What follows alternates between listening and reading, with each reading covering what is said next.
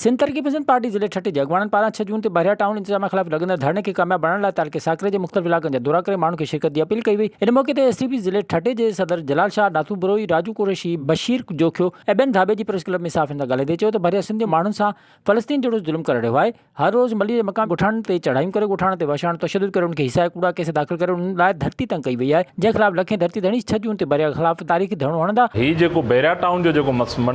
मनसूबो आहे इहो ईअं खणी सम्झो त हिन पाकिस्तान में या सिंध में नओं हिकिड़ो जदीद क़िस्म जो इसराइल आहे।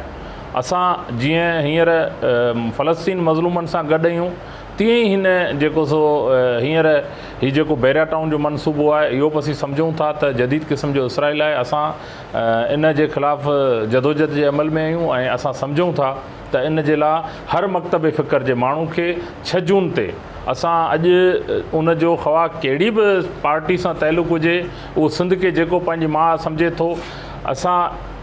एतिरे क़दुरु जो पाकिस्तान पीपल्स पार्टी जे बि उन्हनि गैरतमंद पुटनि खे जेको सो दावत था ॾियूं तव्हीं अचो जेको सो हिन धरणे में शामिलु थियो ऐं मलक रियाज़ एंड कंपनी इन जे ख़िलाफ़ जेको सो सरापा एहतिजाज बणिजो। विज़िट कयो अवामी आवाज़ मीडिया ग्रुप जी वेबसाइट awamiawaz.pk